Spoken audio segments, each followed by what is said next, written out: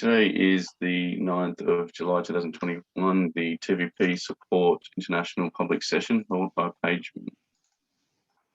Okay, thank you, Peter.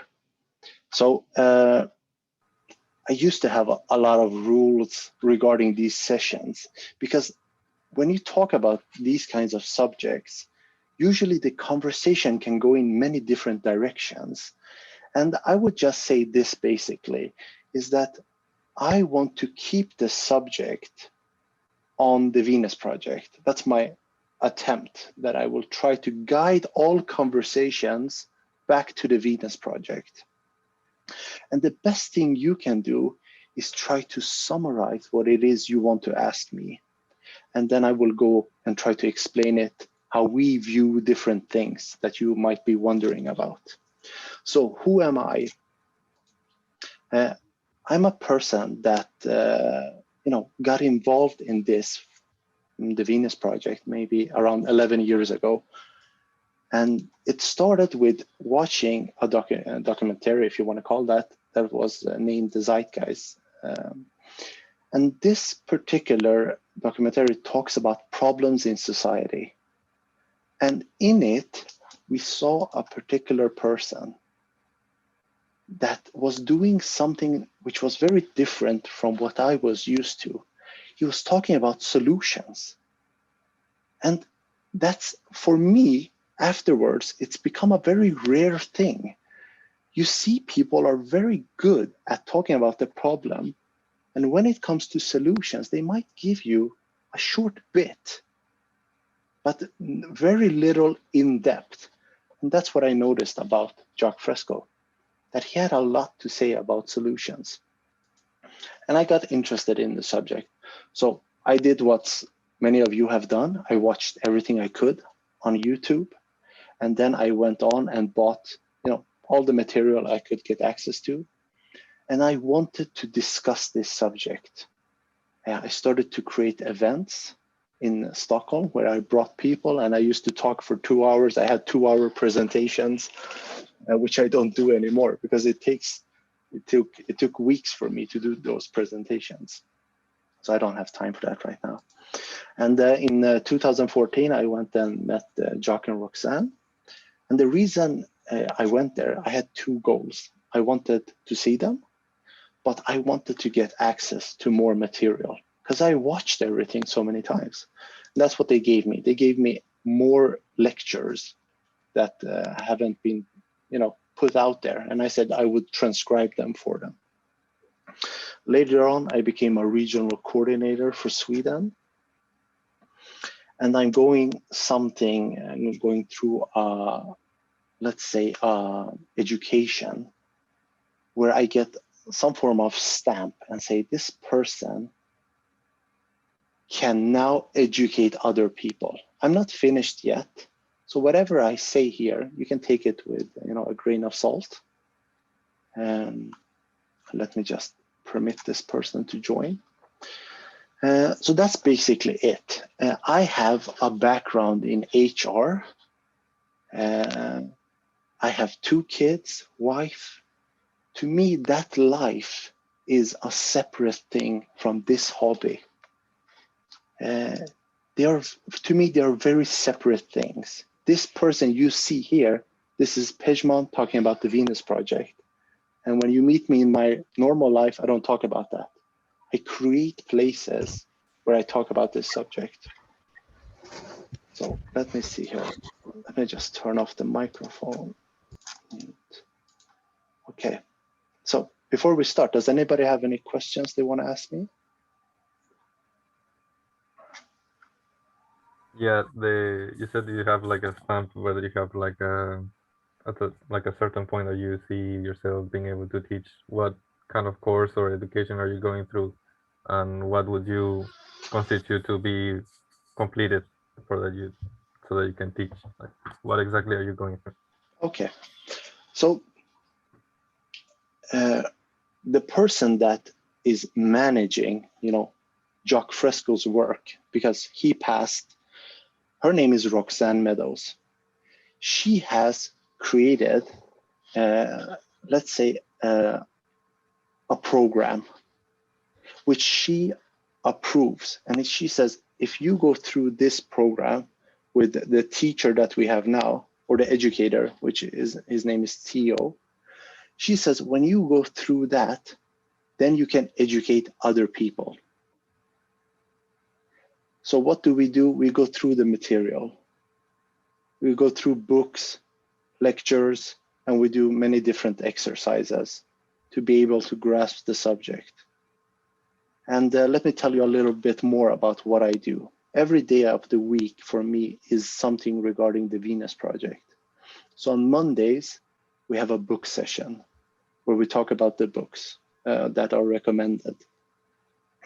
I am also assisting with educating regional coordinators.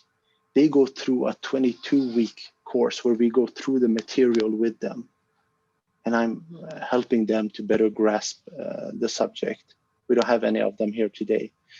But we all went through that. And that is something that is constantly improved upon. And on Thursdays, we have a video session. And on Fridays, sometimes I have these public sessions. So that's basically it. Did you want to know anything else particular? I was just wondering if you could be able to link us access to the public sessions that you give within books sessions and the other lectures that general public can access. Yeah, you're very welcome to join us there. Can you add me? I think you were through LinkedIn. Yeah. Can you see if you find me there, and let me know if you don't find me there, okay? All right. So today we're gonna have Nathaniel.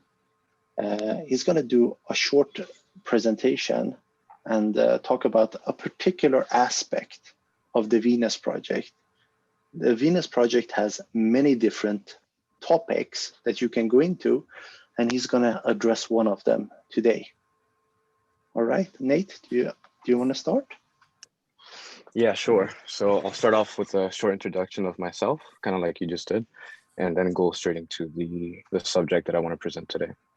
So I'm just going to share my screen. It'll probably take a few seconds to do so. So give me a moment.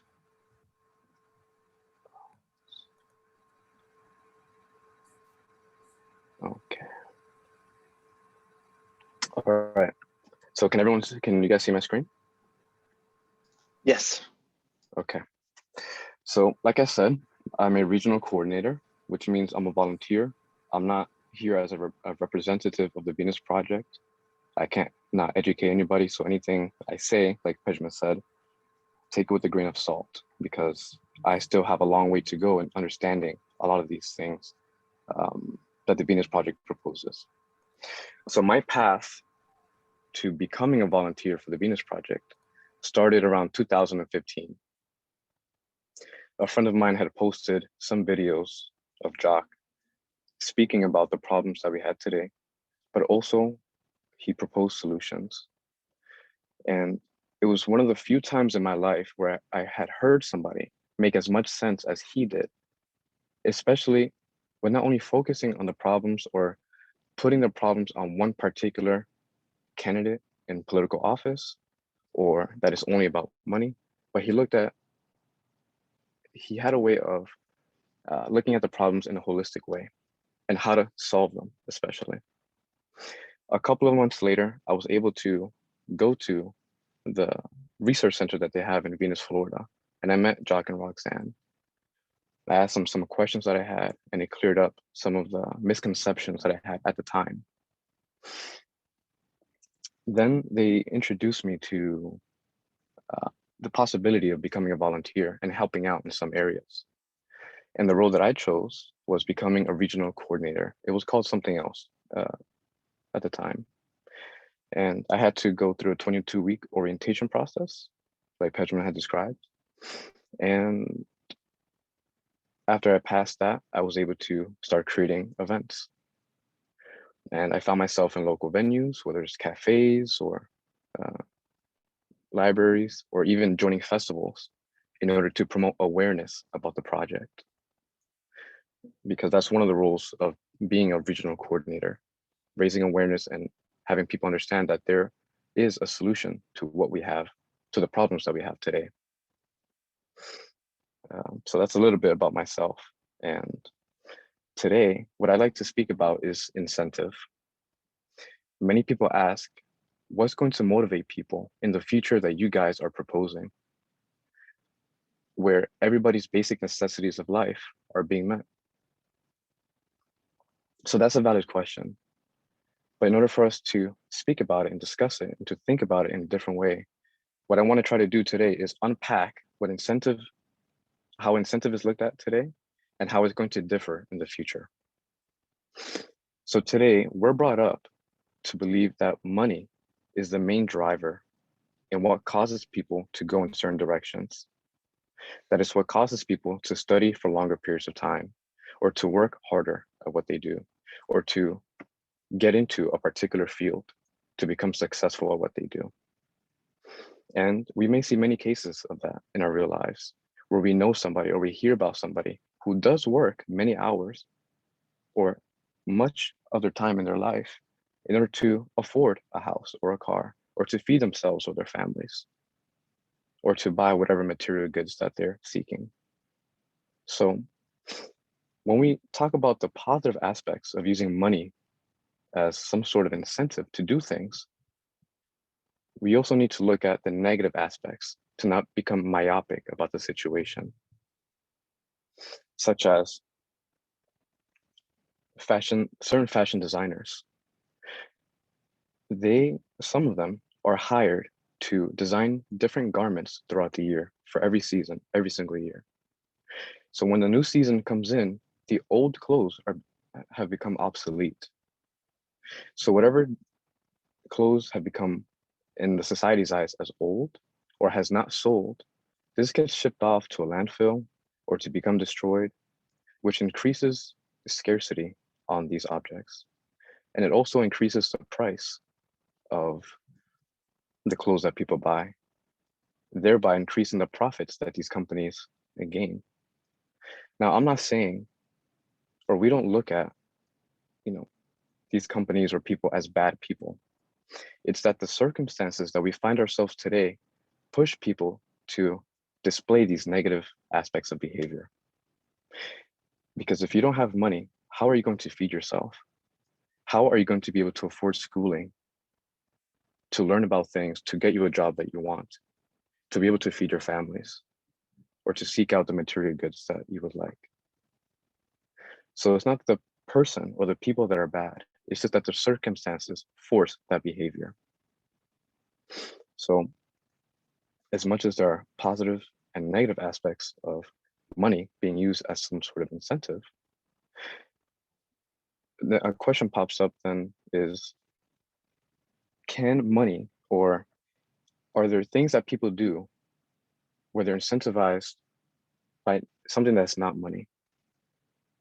And I would say yes, because look at something like Wikipedia. Wikipedia, for anyone who's been curious about something in their life, you know that you can hop on Wikipedia and spend hours upon hours learning about a particular subject. And how is that done? That is done by the work of many people around the world whose goal it is to be able to provide relevant information to those people who are curious, who want to learn about a particular subject. And I haven't heard up to now where people are getting paid to do this. This is all volunteer based. And many of you, if you have spent enough time on this website, you'll see that every couple of months or a couple of times a year, Wikipedia is asking for donations because they need money to support what they're doing. So when it comes to the volunteers, where's the incentive where's the monetary incentive to do what they do? I don't see any, because it seems that what they want to do is provide people some benefit to their life. And it's a similar story with what's happening here. The people that I've met that volunteer for the Venus Project, they're not being paid. And if you find somebody that's being paid, please let me know, because I haven't met anybody yet. And it seems that everyone that I've met is doing this because they believe in the project. and they see its validity in its proposals. And that is not only helping those individuals who are volunteering, but those people who they interact with. They see how what they're studying is going to benefit other people in the future. So a different way of looking at incentive is that we're speaking about the forces that shape human behavior. Which brings me to the future that the Venus Project is trying to create. And the world that we're going to be living in, or that the Venus Project proposes, is called a resource-based economy. And all that it's trying to say is that the world's resources would be declared as a common heritage of all the world's people.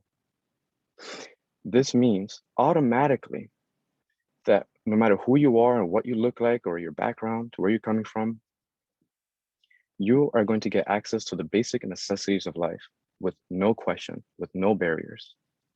You are going to have access to the best of technology and to all the resources that are available at a given time. So to give you an example of that, we have something like that today, which is like the public library. Where you go in and you check out a book, or you check out a film or a magazine, and you return it once it's done. And this is what Jacque Fresco tried to implement, or tried to propose with his Venus Project. We see that in the future, people are going to be able to go to music centers or art centers or science centers, where you go in, and if you're interested in astronomy, you check out the very best telescopes. Or you're interested in biology and you check out the very best microscopes. Or if you're interested in chemistry or any other field, then you have access to the best tools available to pursue your interests. So now that the circumstances in the future have changed, because there's not going to be any money, but people are going to have access to the things that they need and would like to pursue, we foresee more people participating in the lives of everyone else. Now that the circumstances have changed, it relieves people of having to focus or be self-serving, of only being able to focus on feeding themselves or studying a certain subject and not being able to help others learn about a particular subject. Many of those behaviors, especially today, where if you have something, you may be afraid that someone's going to steal it. But when everyone has access to the same things, you don't have that envious behavior or that looking over your shoulder behavior. So with the baggage being relieved from people's lives in the future, they'll be able to look at one another and say, hey, I'm interested in this particular field. I'm interested in physics or botany. And I have found, in my research, I have found certain things that can help out in society or towards the problem. To save our environment, our stupidity, our conflict, we've got to. Sorry. Let me just Summer's microphone. Sorry about that. Okay. Okay, I think it's okay now. Please continue. Okay. Yeah, so now that everybody is able to focus on their interests and focus on building better communication with other people, now they can have the capacity and the time to worry about others and to ask, hey, how can I help your life? So you would be glad to meet anybody in a resource-based economy society, because you know that what they're doing is not only going back to them, but what they do goes back out into society and helps everybody, including you. So if you were to ask me, what is the incentive of the people of the future? It is going to be problem solving towards those things that are common to all people. So that's a little bit about incentive and how I understand it. If anyone has any questions or things that need to be cleared up, then I welcome that. And thank you, Pejman, for the opportunity to do this presentation. So thank you. Thank you, Nate. Does anybody have any questions for Nate?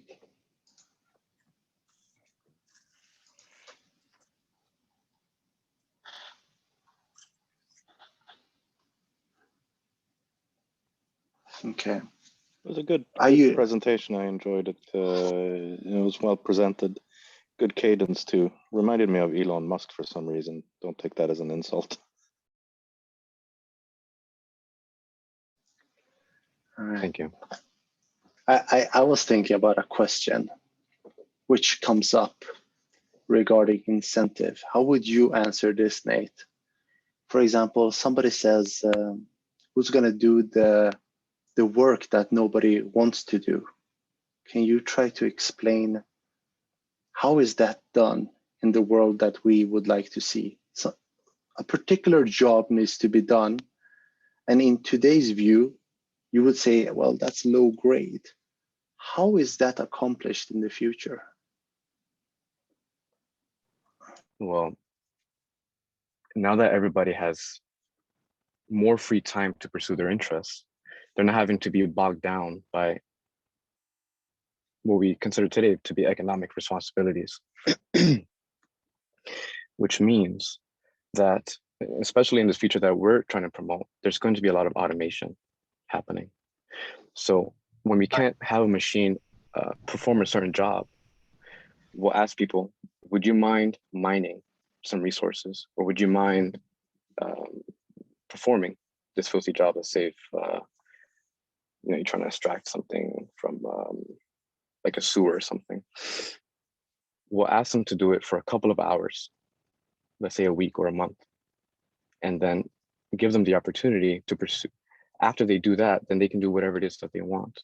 So they don't get saturated and they don't feel like they have to, that this is something that is forced upon them. And they know that what they're doing is going to meet society's needs. It's going to go back to everybody. So that's what I have so far. Excuse me, I have a question regarding to your nice presentation. So I don't know, as far as I understand, I'm just a question. So you said in this kind of a society, so the equality would be like all the human being in these venues projects, so they will be equal, so they can pursue whatever they want or whatever they're interested in, without paying anything and without to be in a rush or competition or something like this. So am I right? Yes, exactly.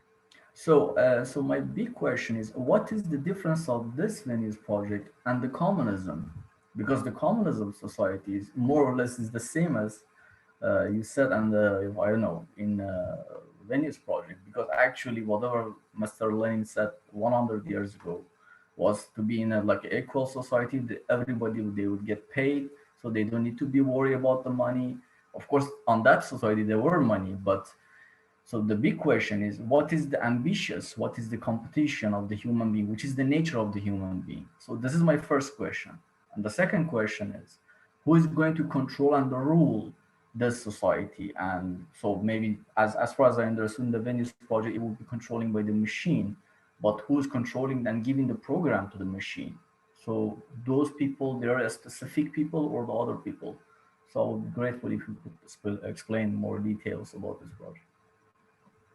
I get these questions all the time too. All right, I'll try to answer it. Oh. Yeah, go, Nate. I just want to think about it that there were many questions. Before you begin, which one do you want to address? First question, yeah. So I mean, how so what is the difference of this society with the communism society? And the second, how it going to be controlled? And of course, I have a lot of questions in my mind regarding the question, but these two questions. First, what is the difference with the like communism or socialism? And the second one is how's it going to be controlled? So my understanding of I'll try to answer the first question, and please, if anyone else wants to step in to answer it more adequately. So what I'm understanding from your question regarding communism is that since people are going to have access to things, then they're not going to move towards the things that interest them. And I don't know what kind of communism you studied. I would have, I feel like you would need to define more about how you view communism. But what I try to talk about in this presentation is that the circumstances that we live in dictate the behavior. That's why I said I don't look at a fashion designer or let's say an engineer who works on phones or automobiles. We don't look at them as bad people. We look at the circumstances. What is pushing them to have to make obsolete products? Unfortunately, today they have to do that in order to be paid. But in the future, now that there's less economic baggage or no economic baggage at all, you don't have to make shitty products. You don't have to withhold information, because today when you do that, when you withhold information, then or when you put out information that's contrary to a company, let's say we work for Coca-Cola, and I start to question, well, what is the benefit that this product is serving to the community? Now I become subversive to the company, and if I learn in our private meetings in the company that it's actually harming people, and I come out with that information, I'm called a whistleblower, or I'm labeled as a maniac or whatever it is. And unfortunately, those are the circumstances lead to that. So I don't know if anyone else has a different way of addressing that problem or that question. Can I try? Okay. I'll go after you. I have a way of addressing that question that I think builds on, the socioeconomic aspect differences. Should I go ahead? Yes, Yeah. please, Stefan. Well, I recall reading about both Marx and Lenin and stuff like that in my sociology studies and in Econ 101 and 102. And having read those materials, one thing that comes back all the time is that they focus on labor and the equality of laborers and workers. One fundamental difference between that socioeconomic structure and what the Venus Project is proposing is that laborers don't really exist. Production and the means of productions are all automated. So if you want to make kind of if you want to picture in your mind, what you're comparing is more or less Star Trek versus Russia. I mean, it's completely different things in my book, if you will. Does that help? Yeah, I understand. I mean, actually, in the term of ideology, of course, it never happened in the Russia in the term of equality, because it ended up with the corruption and the collapse of the Soviet Union. Well, But correct. in the term of But in the term of ideology of the communism and socialism and economy, they wanted to pursuing such a project. I mean, not exactly like a Venice project, of course, because on that time their technology was not like as high tech as right now. But what they were like pursuing was to be in an equal society. Everybody, they don't need to be worried about the money, about the like the future, about the house, about how like it would be like in an equal situation. Then they can pursue whatever they want without paying anything in terms of education, money, house, I don't know, or the clothes.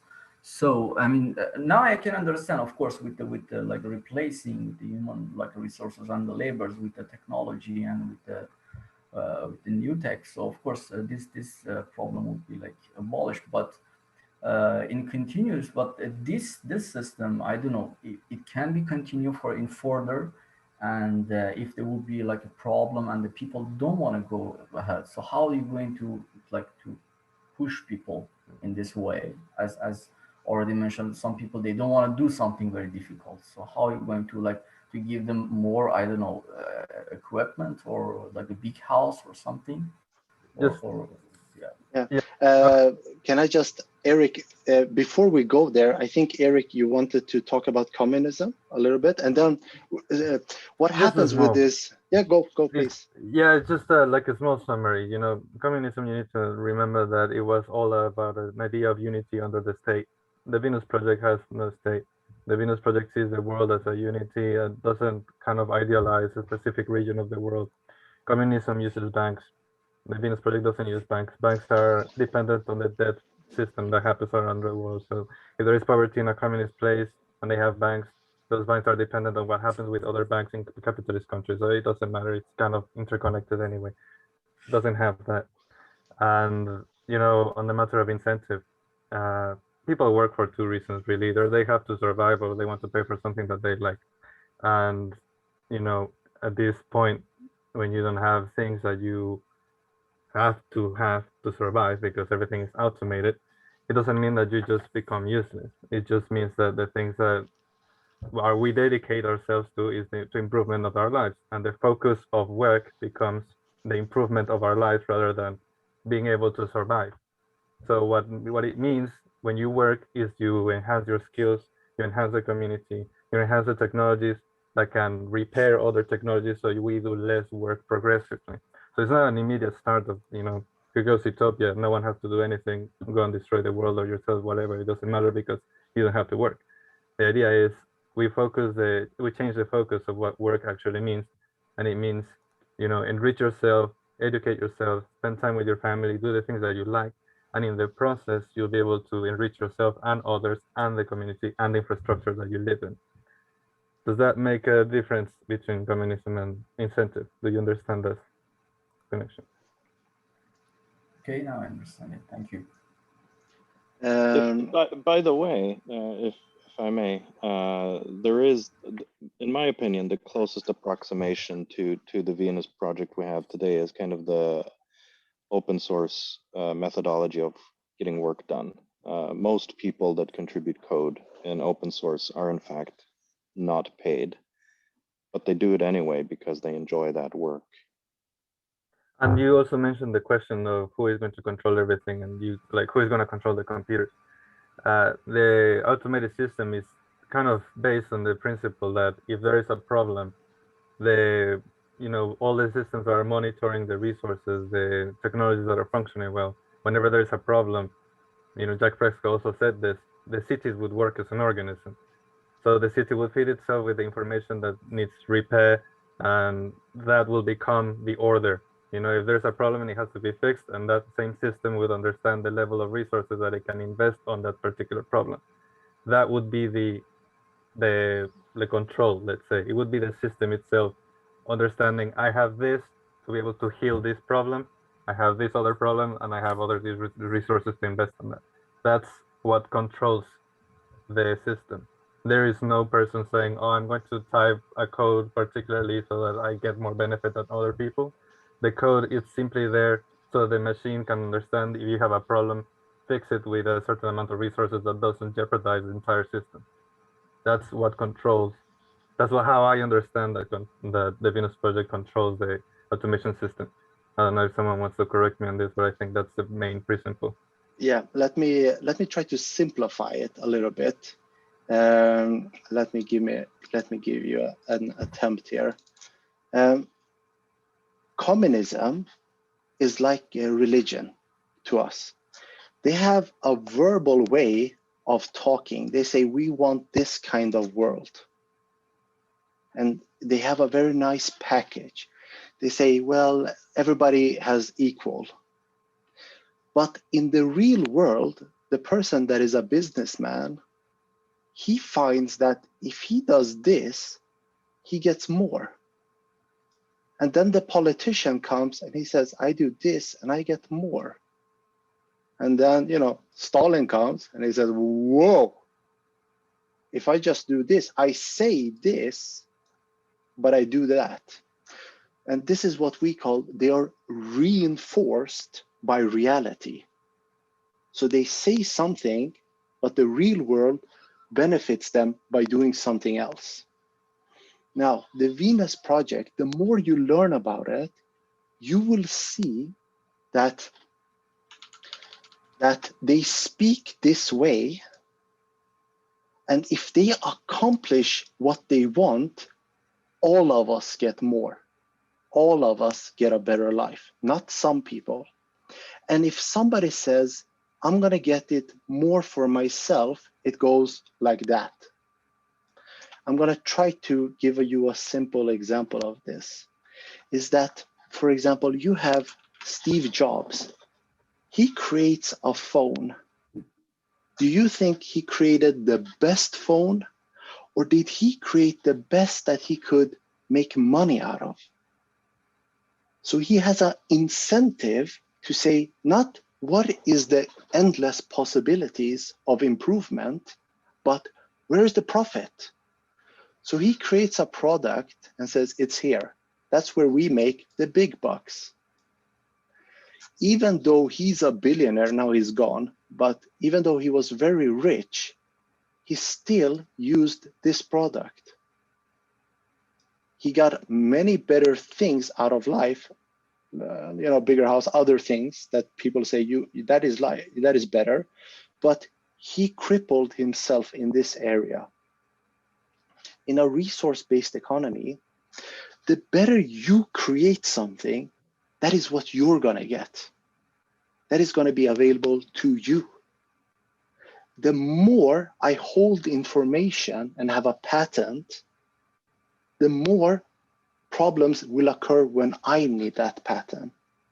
So the game is a bit different. And the thing that Nate talked about is that the incentive of money is not there anymore. And now how do you get there? That's a different question. But I'm just setting up the game for you. You have the game of today, which is money. We're talking about what happens when you have a world that does not operate with money. Then you have a different kind of incentive. Okay, so now you have the game. And you see that, it's like whatever you try to do in that kind of game to benefit yourself, you're hurting yourself. If I make it difficult for the engineer to live in a good house where he gets rest and sleep, if I make it difficult for him, so I take his bed, now I have 2 beds, he's the person that creates my house. So he hasn't slept well and the house, breaks down. He says, I haven't slept for days. So that's how we're interconnected. In today's society, how it looks is this. Everybody is going in their own direction. They're pulling the society in whatever direction benefits them. And when they come in conflict, they do whatever to get the benefits towards themselves. The future we talk about is that everybody goes towards uniformity, that they're going towards similar goals of improving each other's lives, and they are reinforced. So when your life is better, I see that my life becomes better. Okay.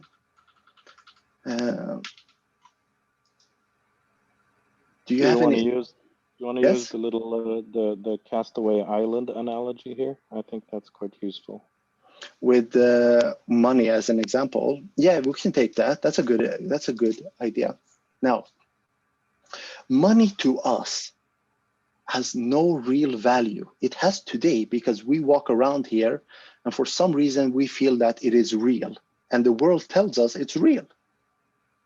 But the real wealth of a nation or the planet is the resources. The resources is what tells us the possibilities of what we can and can't do.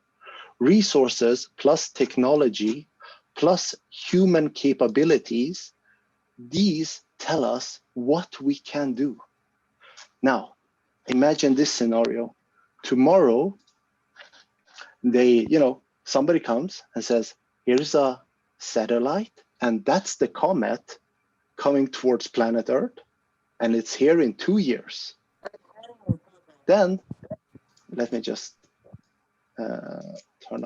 please turn off your microphones. Now, then they wouldn't ask this question, do we have enough money to stop that rocket, the comet? They would say, do we have enough resources to do something to prevent that? That's the kind of world we're talking about. That money is just something here, but when there's an emergency, when there's war, a real war, then they don't care about money. They just say, how many planes do you want? Do we have the resources? And they just pump out the planes. So that's the analogy of the island, that if you have all the money in the world living on an island, you have nothing. You will just, burn them up and say it's warm and I can fry my fishes. But after that, you can't do anything with that money. So that's how we learn to look at it. The question that comes up, which I can imagine that you're thinking about, is how do you get to that society? How do you get people to move in that direction? And that is always a very difficult subject. And I'm going to try to explain that. How come that is difficult? And I have to go back to here because I think it helps. When people think about today's society, they're over here. And we're talking about a society over here. Imagine not knowing something and you see it. And you're starting to think, how did that work? The way you think about it is that you use the tools you have today and you say, it must be like this. And this is how people look at the world we talk about. They say, does it come through democracy? How can you change people if they're greedy? You can't get there because people are greedy. And they might say, we have to, make people aware. The more you learn about the subjects of this subject, the more you get new tools to look at it. The scientific method is one of the tools. Resources is one of the tools. And the collapse of this economic system is one of the tools that will give you a new way of looking at it. But the difficulty with this transition to the new world is that I have to go through many different topics before you say, I get it. Because at this time, we haven't gone into all of these tools. It's a new subject.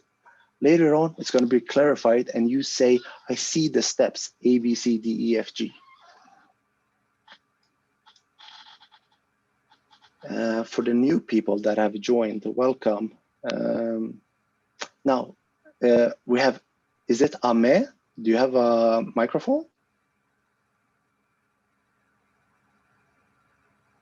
Amy, sorry. Oh, okay, don't worry about it, Amy. So Amy asks this question, how close or how far would you say that we are able to make this shift to our resource-based economy? Every time I talk about the Venus Project, they say it's unrealistic expectations. We're still in a awareness phase or are we closer to a tangible change?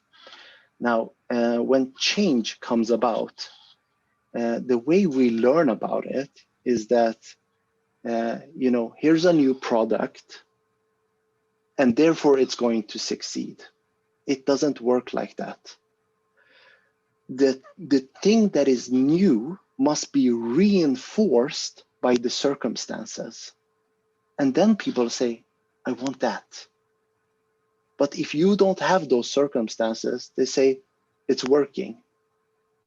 And the people in charge say it's working. You're not allowed to change it. They don't permit change. It is when something doesn't work, people change.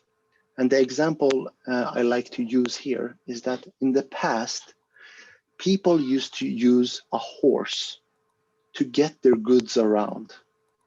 And then some person designed a car. And he had the technical things. He said it's more efficient than a horse.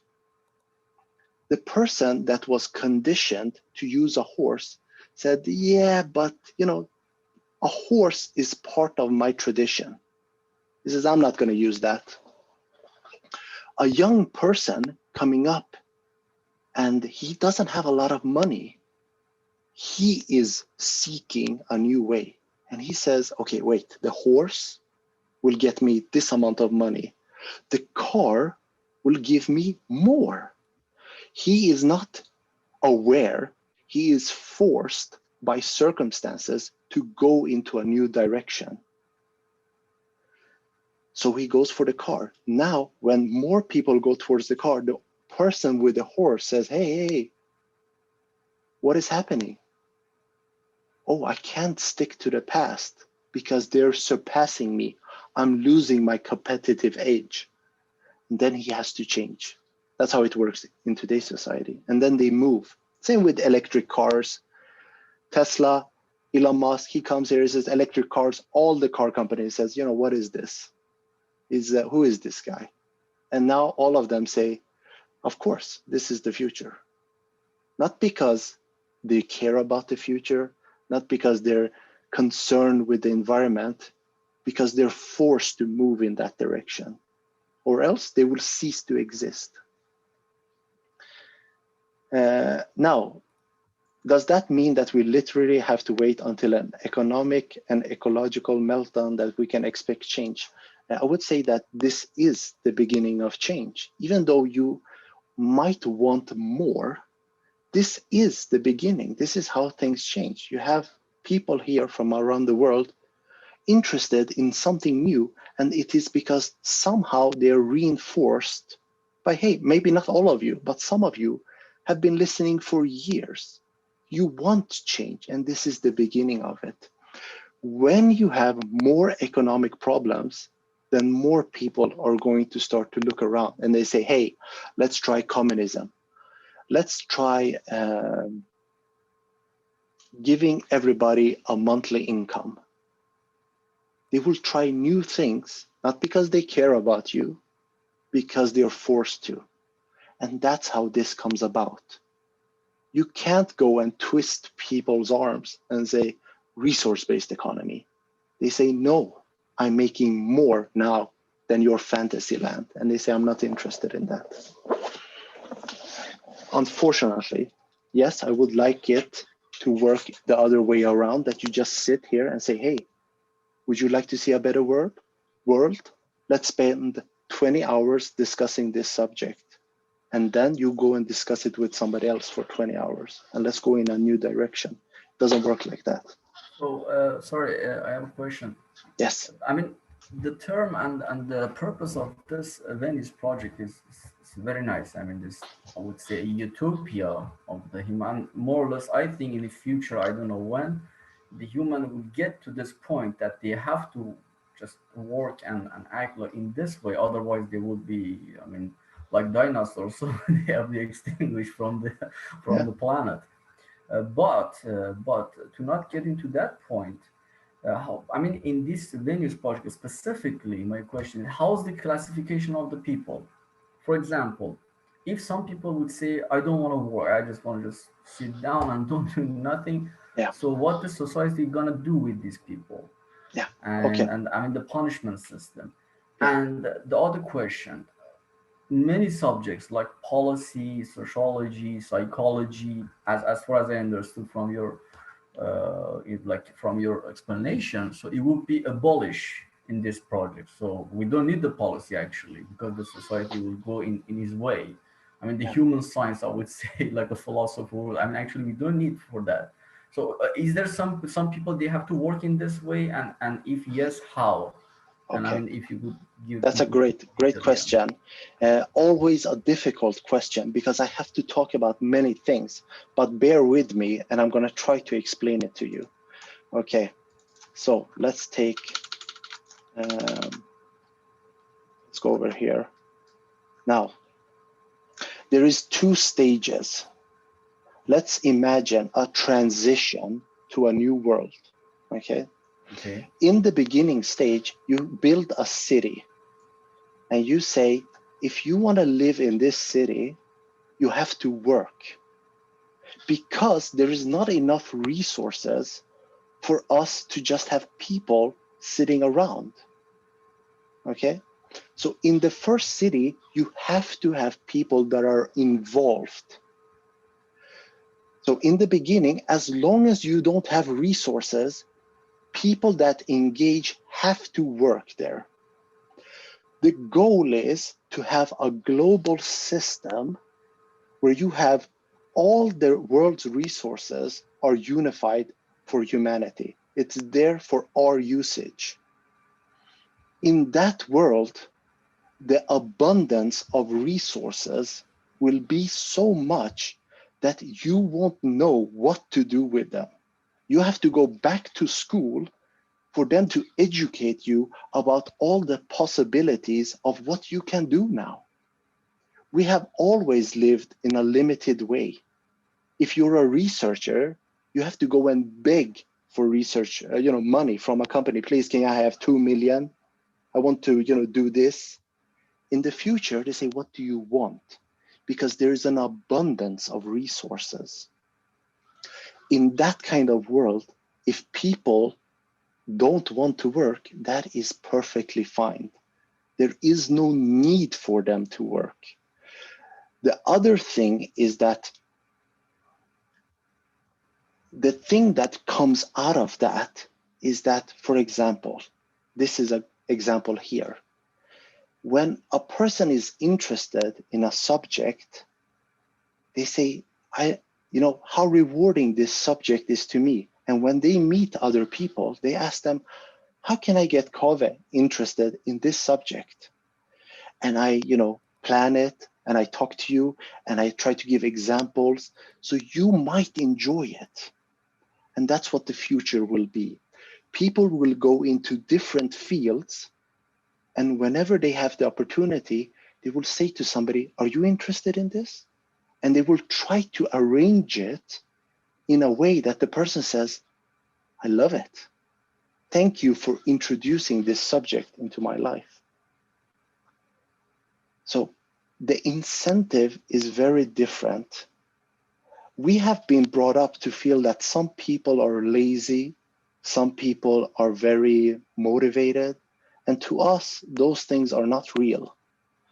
The way we look at them is that the person, the way we look at people is that they are shaped by their environment. Everything you have seen, all the books you've read, all the people you have met, that is a summary of who you are. But you weren't born this way. So if you were born in Sweden, I would presume that you would speak Swedish. And you would say, have you seen this Swedish program? I say, yes, I've seen that. And you would have been influenced in a different way. So you would be a different person. That's how we view people, that there is nothing inborn in them. They are shaped by their environment. And that's why we don't see good or bad people. We just see different ways they have been brought up. If you learn to view people this way and you understand it, don't accept it. If you don't understand it, ask a question and I will elaborate on it. But when you learn to look at people this way, you ask, what are the circumstances that shape that behavior? And if you change those circumstances, can you get them to go in a different direction? And that's what we think, is that if you don't want people to steal, make things available, then they won't steal. If you don't want a person to come into your house and rob you, make so that they have what you have. And we can't see a reason why they would do that. Only if there's other factors in. Then you have to work with those other factors. So this was a little bit about how it is reinforced in the future, and that all people don't need to participate. The reason people participate today is because you have a society that doesn't want to solve problems. I know they pretend that they want, but they don't. Problems in this society is equal with somebody can make a profit. I don't want to make a phone that lasts forever. I would like you to get a new phone 2 years from now. I would like you to come and meet me as a shrink and say, what is your problem? You say, I have 1 million of that. I say, fantastic. Every week you come here and I can talk with you.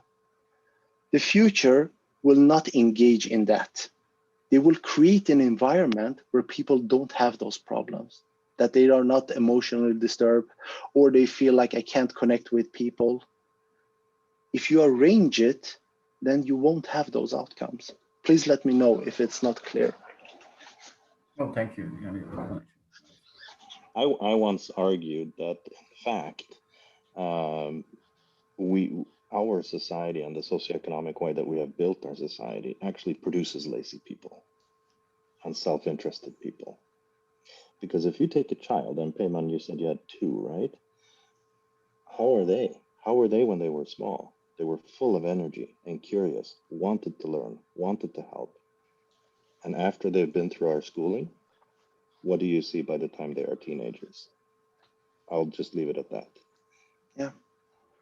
It's very easy when you learn to look at people not in a fixed way, and you look at them, for example, like a car.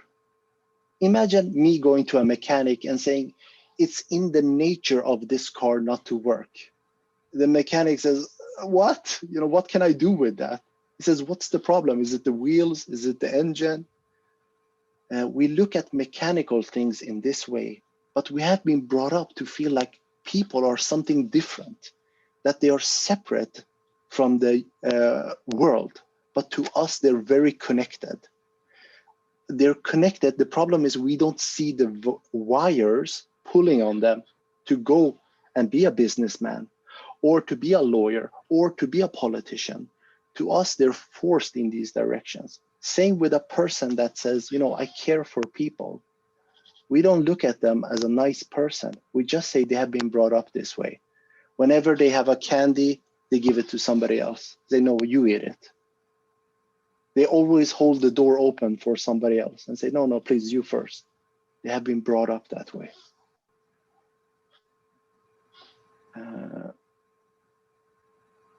And Radu, he says, the schooling system when I was in high school was mitigating disaster for my entire class. Yes, so welcome to everybody's reality.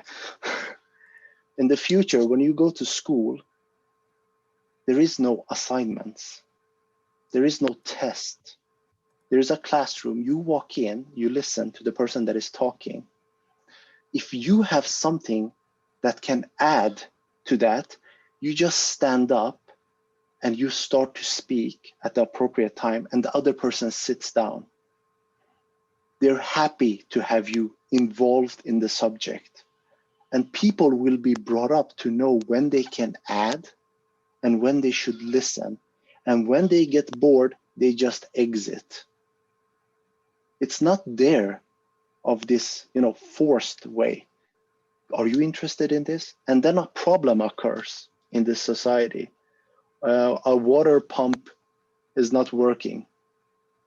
The person that is most capable of handling it will be connected. Can you solve this problem? Of course I can. This world has given me everything, and I see the improvements constantly. If I can assist it, of course, whenever you want. And they're just there. I think it's worth mentioning also, there's no need for accreditation. I mean, you don't need someone else to say that, hey, Payman is 7 out of 10 good at doing presentations, for instance. Only 7 out of 10? No, just kidding. Yeah, in the future, it would be an embarrassment if somebody would stand up and applaud you for your work. They would say, please, don't do that. If you're gonna applaud me, you have to go and applaud my teachers, the people that taught me, the people that gave me all of these tools, the person that took care of me when I was sick. So please, no applause for me. You have to go and thank everybody. So they don't thank anybody.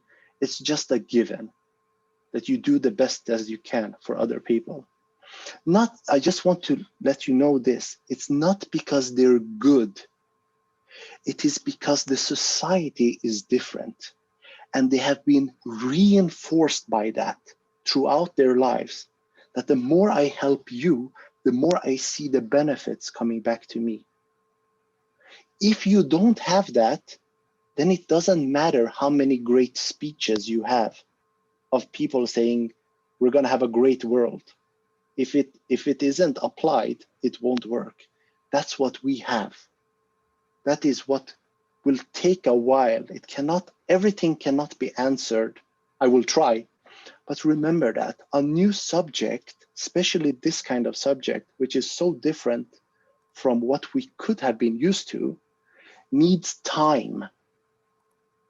And the more time you give, the more you should see the connections. And if you don't, let me know. Please let me know if you have any more questions. Yes, Stefan. Time and effort, right? Yeah. I mean, exactly. it is a lot of work, because what are you really trying to do? I mean, it's a deliberate way to reshape culture, right? And how many do we have now in our little planet? Yeah. Quite a lot of different cultures, and we are going to have to change all of them. Yeah. That's a big task. So there's a lot of work, and you need a lot of time. And I think something like automation, something like climate change, are perfect opportunities for leverage to deliberately change culture. One tool that we are kind of missing, though, that we don't fully understand, is how to change people and how to change views, behavioral science, that is, right? Yeah. The way we look at, for example, psychology is that, and now let me talk about this instead. The scientific method, it is used constantly in all fields that wants to achieve a goal. We want to create this building. We have this coronavirus. We're trying to aim for something, but it has not been applied upon society. That is the key that is missing in today's society. Today, we're still in the cave, and we're going around and say, hey, you look like a nice person with a tie, and you look like a serious person. What is your opinion about this and that? We don't want opinions. We want people that have a way of arriving at decisions, that they don't say things. They just show their findings. Say, this is what I have found. I've done this research. This is what I have found. This is a more appropriate building. This way of production creates more food, and it is immediately implemented. Or you say, does anybody have any other research? No, do that. That is what is missing today. We're still relying on, what do you think? What do you think? This politician said that. There won't be any politicians in the future. There won't be any opinions. There won't be suggestions, but immediately it will be followed up with, can you demonstrate that? Can you do research on that? Or else it has no value. It is just verbal gibberish, and we will get away from that in the future. Can I just say, on the subject of education, at least teachers and other educational researchers, they are understanding, like, schools were made so that everyone that went in there could do the exact same thing when they came out. We were like production lines, right? Every student you could do this year, and everyone could do a certain amount of things. So the idea is, when it comes to giving compliments to each other, the teacher would say things like, "Oh, you're really good. This is very smart. You're very." It would always be directed to the individual, because the purpose of the school was to make good products, and the product was yourself. So you as an individual had to be good. You had to be intelligent. You had to do certain amount of things. And the point of the whole psychology was, you had to complement the individual, not the actual product, because the product was estimated to be the same. But now that is changing a little bit. At least we were able to realize this. And oddly enough, in the military and in the Navy, they don't complement people. You know, at least in the UK, the Royal Marines, the only way they can kind of compliment people when they do a lot of exercises, they say good effort.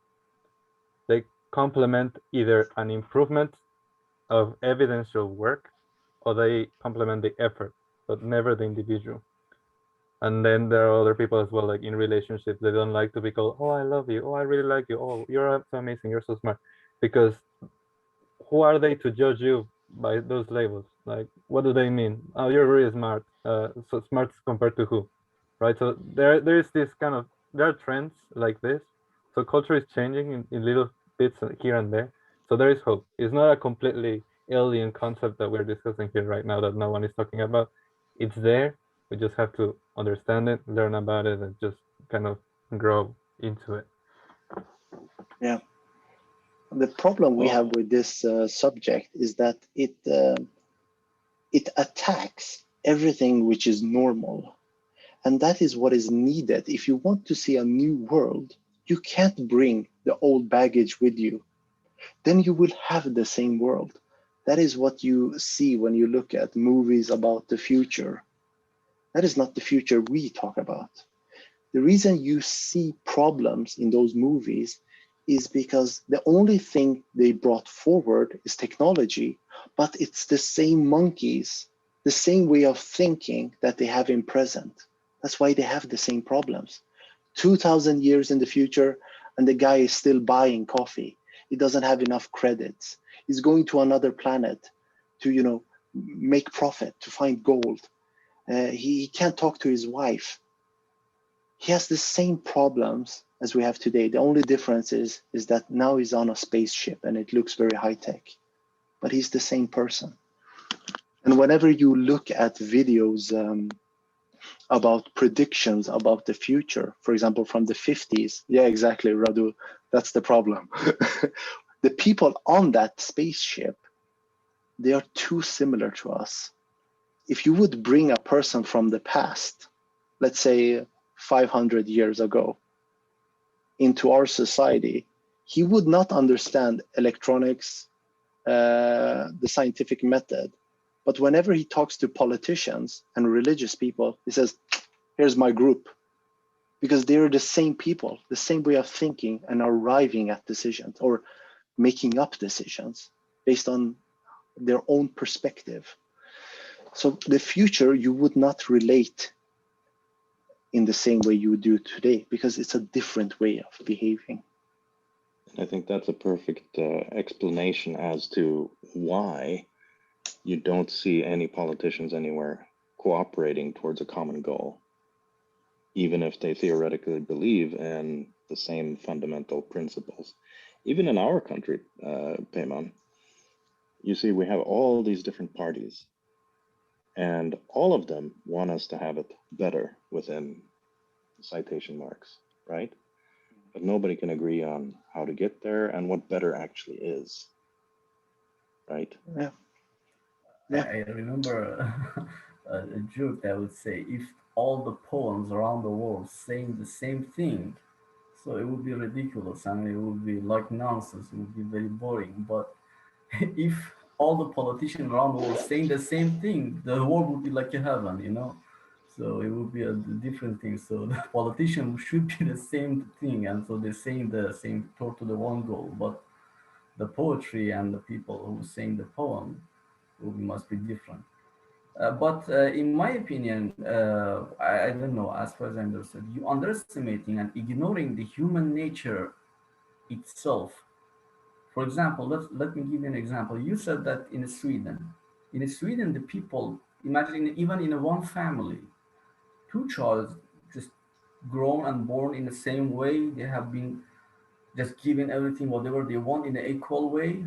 But one of them exists, of course, would be a murderer or a thief, even if they don't need anything to steal something. But I don't know, whatever inside themselves, I mean, this person. So stealing, like they're stealing or killing something. Okay, he or she is a sick person, or I'm not going to get into that. But I'm telling you, in the same situation as you said in the Venues project, it could be happen. This is not something, okay, the people need to have, okay, some person, I would say over 80% of the people, they need, that's why they're going to steal something. But what about the other 20%? They don't need, I mean, maybe they're rich, but they're scamming or they're stealing something from the other people. So how are you going to explain that one? And how are you going to improve?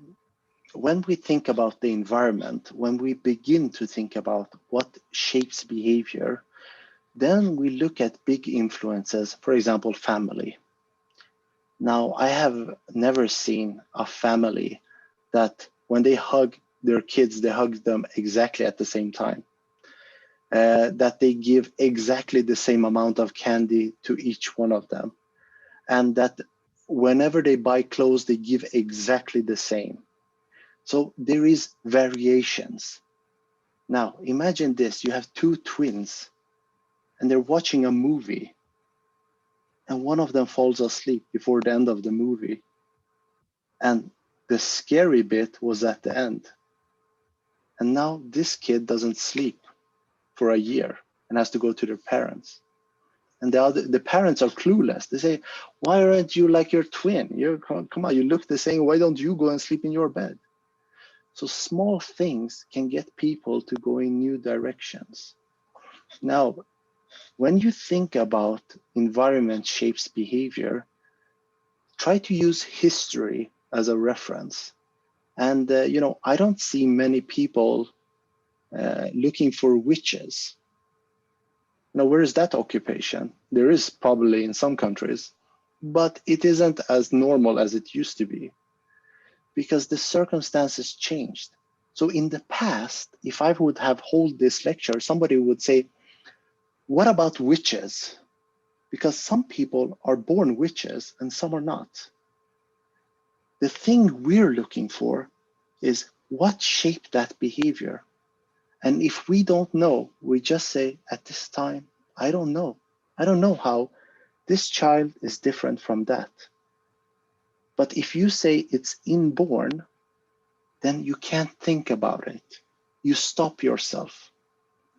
The reason we have this in today's society, this way of thinking, which was perfectly normal for me as well. That's how I used to think about these things. The reason we have it is because we have a society that doesn't want to solve this problem. Because when people do something, it's much easier to say, look at him. He has free will and he decided to do that. So you put the blame and the burden upon them.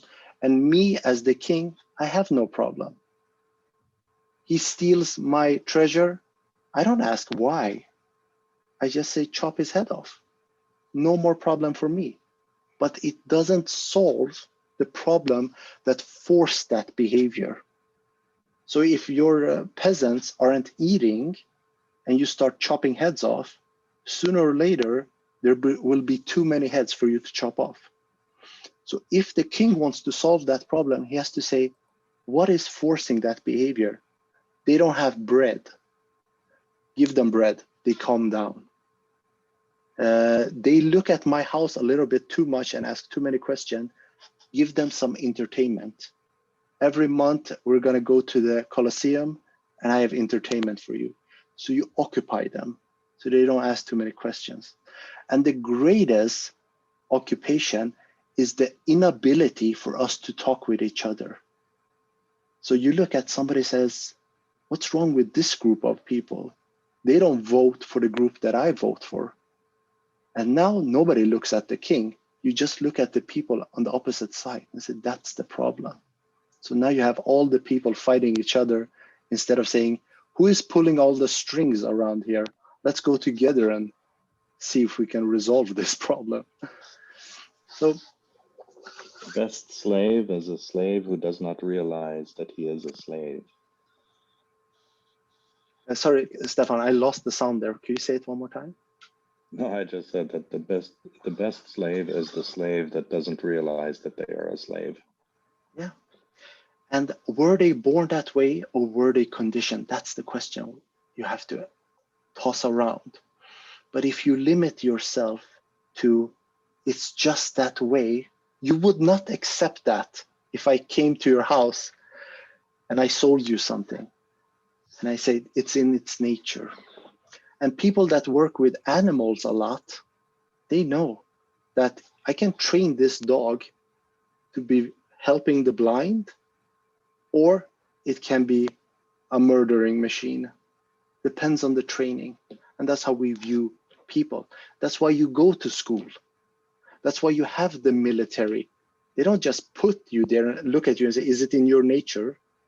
They don't care about that. They say, this is the program, and here's the gun, and here's a couple of videos regarding who we're going to kill. And then you get them motivated and you say, come on, boys, let's go.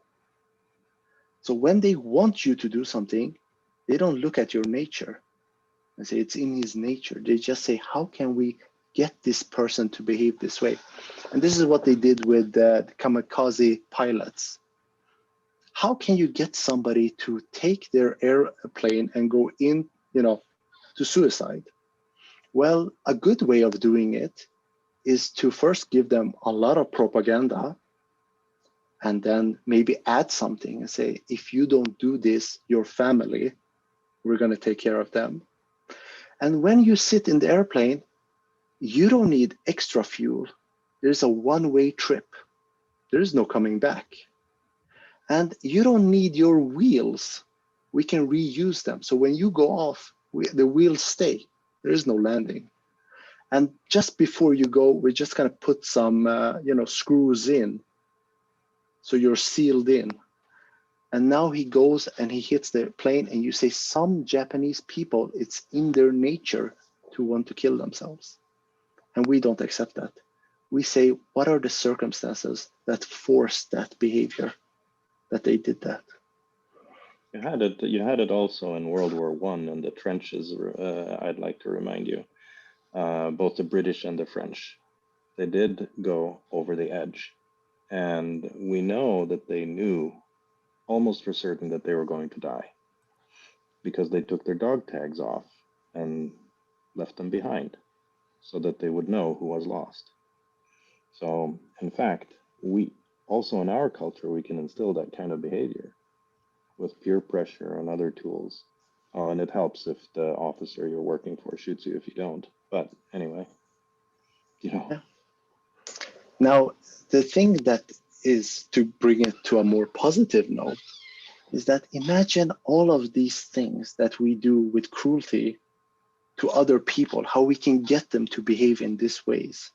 Imagine how easier it would be if you have a world where you say, if you help others, your life is reinforced, and you create those circumstances. How easy this new direction would be. That when I help you, I say, hey, my life is getting better. Now I see, for example, giving me an update. Oh, Pejman, you helped this person with his math, and this is the person that built your building. Fantastic. It's very easy to get the world we want.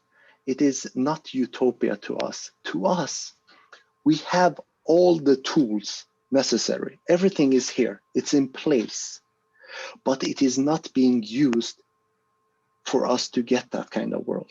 It is used and misused. That's why you have this kind of world. So we're not sitting and waiting for a particular energy source.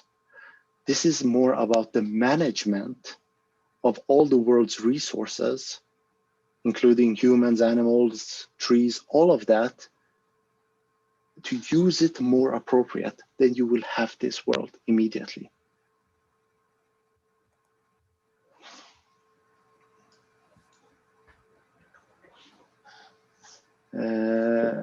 Yes. Drop fills the bucket, I heard someone say. Drop fill, yeah, that's what we're trying to do here. For me, the way it will come about, it will go very fast when it's the right circumstances. It's just like, I always remember this thing I saw where they went around and asked people, are you gonna get a cellular phone? And everybody was like, no, please. I have a telephone at home. You call me at home. And I have, send me a letter. And then 2 years later, everybody's having it. Not because somebody sat down and said, this is what you need. No, because the circumstances, their work, their life, where is my kids, all of those things pushed, and then suddenly said, all right, it's easier. And then they got this. And that's how this comes about. When the circumstances are right, we're going to go in a new direction. We have been brought up constantly with capitalism is forever. Everything in society is full of change. Capitalism will reach its end, and then something new comes, and then that doesn't work, then something new comes, and this is the thing that will last forever. The reason for it is not because I like it. There is a reason for it. It's because it has a built-in system of constant change. It has no fixed structure to maintain. We don't have any prophets. We don't have people we look up to that we build statues and say, be like him. No, we're going to go past all of them. There is no looking back. There is constantly looking forward. And therefore, you will have constant change and constant improvement. That's a system that is maintained, or it continues to evolve. Capitalism does not have that built in.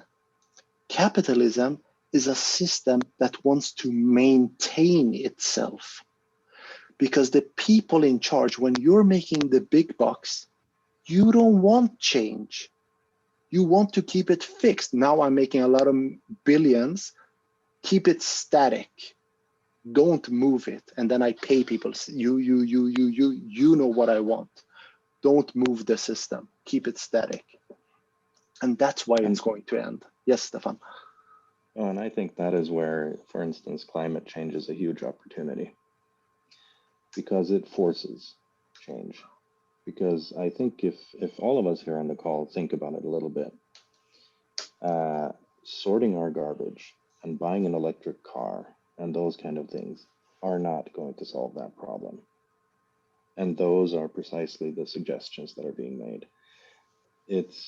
I don't see a solution within the current socioeconomic system at all, because the incentive structure is off. I mean, we've known about this for a really, really, really long time, and the Chinese garlic is still cheaper than the Spanish garlic in our stores. So there's no correction mechanism there that's adequate, right? That when it becomes serious enough, we will think about more different solutions. Yeah, hopefully. I'm just afraid of a society that is maintained even though there is so much. For example, this is that when you have this kind of society, the problem we have today is this, is that you have pollution in the ocean, and a person says, I'm going to build a ship that is going to go around and clean it up. That's not what we need. We need a society that says, how come they're putting shit in the ocean? We need to stop there first and then clean it up. So we have this constant, hey, there's a problem here, somebody jumps on that. Nobody asks this question, what are the reasons this is coming about? Then you will have this change. Or else they will just say, oh, they cut down the rainforest, I'm gonna start planting trees over here. And then I start a big company and I get bigger and bigger. And now I'm supplying the world with trees. And then I call my friend and say, hey, can you just cut down those trees in that country? Because we're making a lot of money. And then I come to that country and say, hey guys, I heard you have a problem. I'm here to plant some trees for you. Yeah. One painful thing for us Swedes to realize, I think, is that IKEA is one of the worst. Yeah, but it's so cheap, I can't resist. Yeah, and it lasts for a whole year. Yeah, as long as you don't take the screws out, it's going to last a pretty long time. Don't move that. Just don't move it. Take it to a new house, then you're gonna have problems. All right. So guys, do you have any more questions?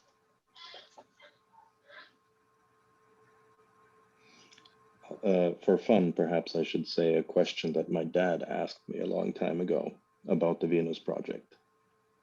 Try not to laugh. He asked me, seriously, can I have a solid gold toilet seat? Oh my God. in the Venus. That's what my dad asked me. It's very similar. Yeah. You know what my answer was? Can you have a solid gold seat now? That's Of course good. not. Of course not. You can take that. You see that picture that Radu has in the background, that tall building. And my dad asked me this. He said, "Who is going to live at the top?" And I said to him, "That is going to be reserved for people that still live in the past. That is going to be there for them, because they can't adapt to a new system. And of course, we're going to allow them to be there because they need help. Just like a child that says, 'Can I have your ice cream?' When you're secure in the amount of ice cream you can buy, you say, 'Here you go, my friend.' And when you mature and you grow up, maybe you will give it back to me. And if you don't, that is okay. I apparently didn't do such a good job on you." So top of the building and the toilet seat is reserved. It will be there for them because they are not able to adapt to a new system.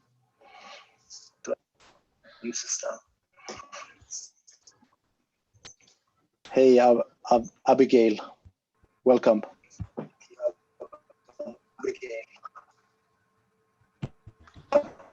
Does Michael have a question? He's got his hand up, or is that? Oh, sorry, Michael. Yes, Michael. Yeah, it's been a while since I've studied TVP exclusively. I've been studying all this other stuff, but I was curious: are you still developing? It was called at the time Corsen, like your own computer consciousness, or what people crudely call AI. You still working on that? I haven't heard anything about that, but let me talk about that. What that means to us is that you have a system that is constantly monitoring everything that is occurring on planet Earth. Whatever happens, trees are growing, people are moving in this direction. It's getting all the feedback, all the things that we can't tap into. You get that feedback towards a system. Okay, that's how you can direct a system on what is the appropriate way to go. I think, Kaveh, that was what you were mentioning earlier. Who decides things? Now, nobody sits down in the world we talk about and decides anything. There is no more round table where I sit and 5 other people and say, "Hey guys, this direction." It has nothing to do with that. It's a different system. What you have to have, let me draw a little bit. So you have this is the globe, and you have feedback coming in of what is available, what are the resources, where is the technology, how is it advancing? Can you imagine 10 billion people being connected? You can't have me sitting there and say, "Oh, that's a good system, that's a good system." It's too much information coming in at the same time.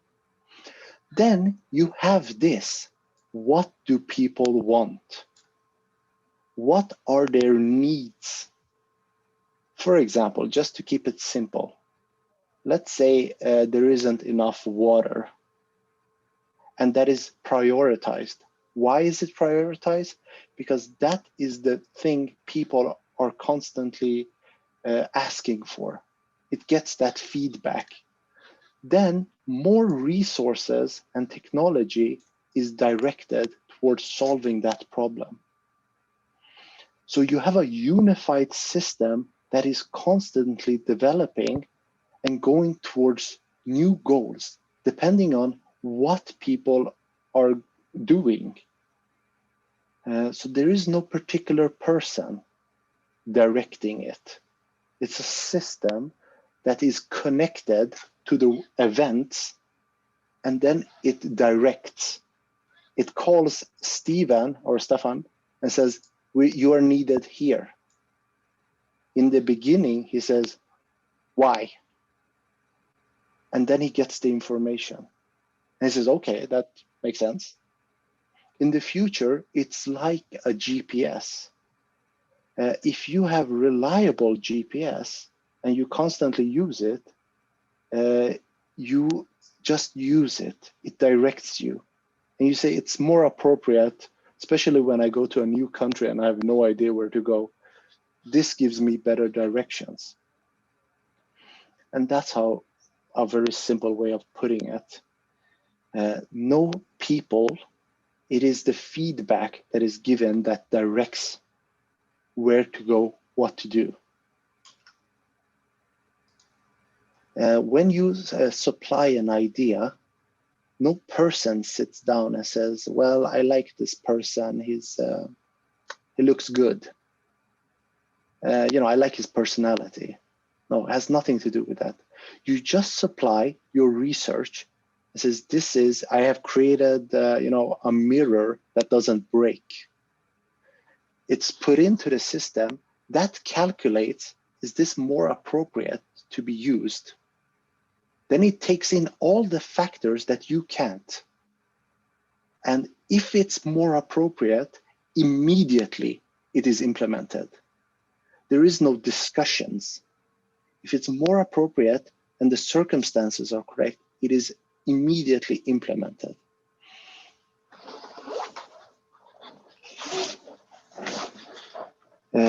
Joshua, the creator works the exact same way. I haven't heard about the creator, but if it works the same way, fantastic.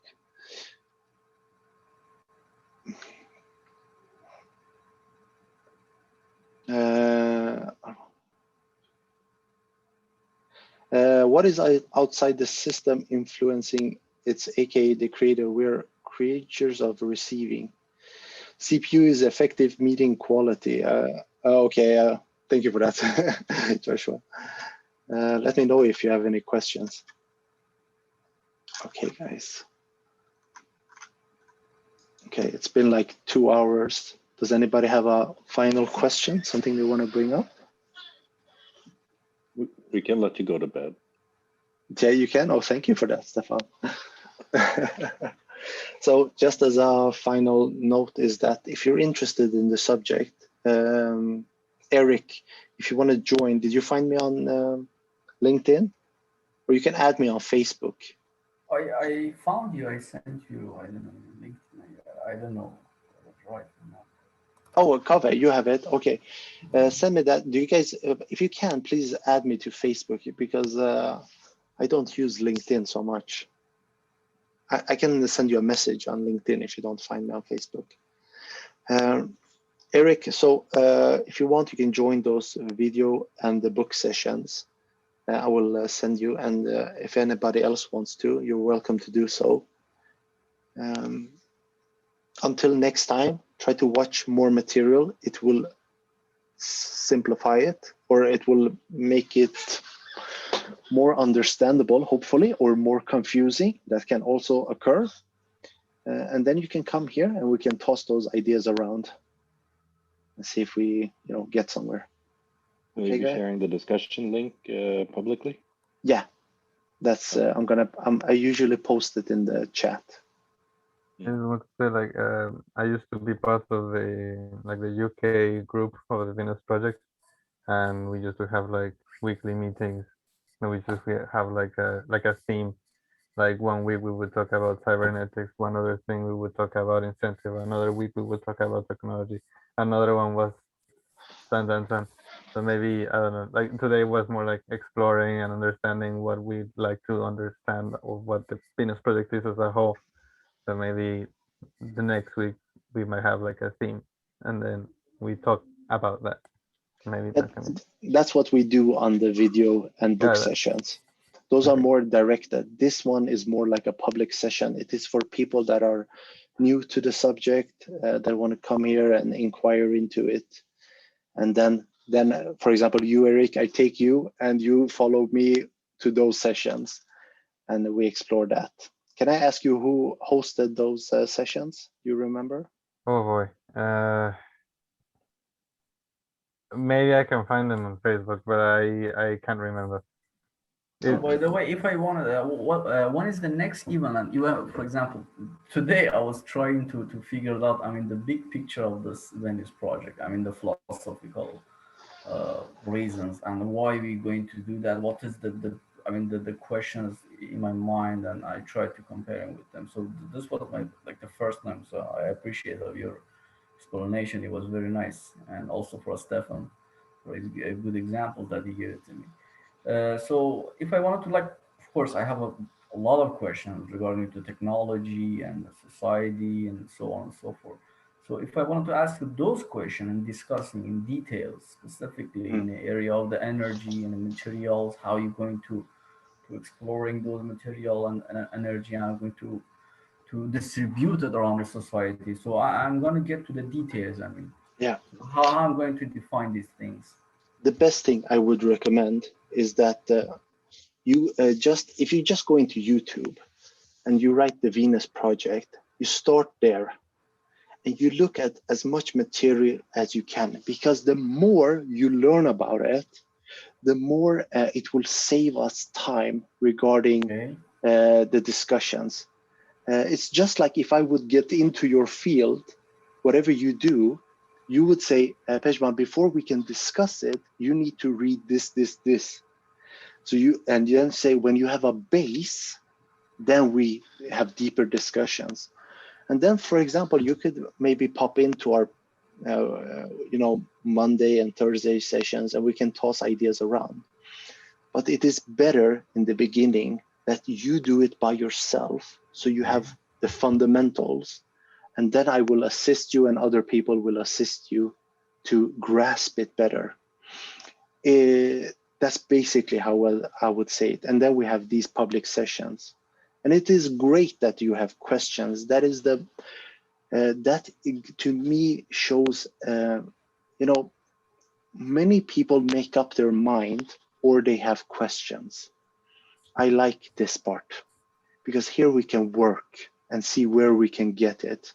If sometimes people come and they made up their mind, this will never work. I can't do anything with that.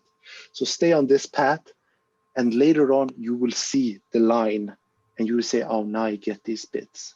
I'm sure of it. Okay. Watch the Choices Ours, those videos. They're very good at explaining all of these concepts. Okay, thank you. So that's on the TVP homepage. It's one of the 2 first videos there. They're really good. They do a good job, excellent job. Yeah. They will give you a fundamental, just like you can give me the fundamentals of some subject. Then you have to go into the details and say, how does he mean that? And there are many videos of that. So those 2 that Stefan mentioned, they are the broad. And then you need to go in depth. And I will assist you as much as you want. Thank you. Yeah, now I got the website. Thanks for Peter that he already sent me. So I will get to the details on the website to see. And I'll try to get as much as possible and as much as information. But when I had a question or difficulty to get more information, then I will be in touch with you. Yeah, please write those questions down. Whatever you have, just write them down and we will discuss that. Okay. Thank you very much. Okay, Mike. I haven't met Mike. I think he must have been a regional coordinator in the past. Maybe it stopped now. Yeah, he was for a few years and finished up about a year or 2 ago.